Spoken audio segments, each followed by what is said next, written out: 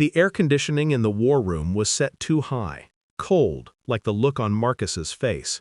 He leaned across the polished oak, his tailored suit shifting. He was the founder's nephew, the new muscle, the executioner. "Your role's redundant," he whispered, a smirk stretching his mouth. Due diligence was the stage, and I was the easy first cut. I felt the familiar weight of the red binder resting against my thigh. It wasn't about the job. It was about the calculated, dismissive disrespect. I didn't flinch. Redundant. That word. He used it 3 weeks ago when he stripped my access. A quiet, procedural murder. I'd built their entire regulatory compliance framework. Not the paperwork, the system. My realization wasn't shock. It was silent confirmation. He didn't just want me gone. He wanted to erase the necessity of my existence. He was selling the company without understanding what he was selling, trading a kingdom for quick cash.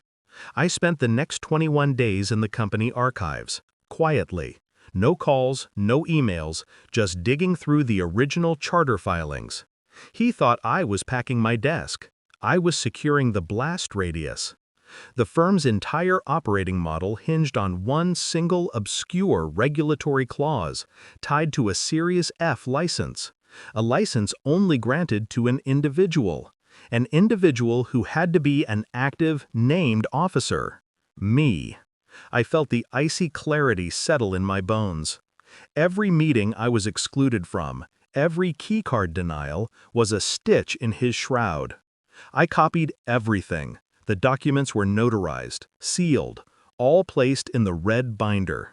It wasn't a dossier, it was a detonation trigger. Across the table, the lead M&A attorney, Mr. Thorne, watched me. I met his gaze, an invitation to a game he didn't know he was playing. Marcus kept rambling about synergy and headcount reduction. I slid the red binder across the table, not to Marcus, but directly to Thorne. The attorney frowned, sensing the shift in gravity. He opened the cover. His eyes scanned the first underlined paragraph. Then his breath hitched. He read the sentence again, slowly. The issuance of the S6 operating charter is contingent upon the continuous, active appointment of the named Series F license holder. He looked up, his face a sudden mask of sick, gray dread. He turned his dead eyes on Marcus.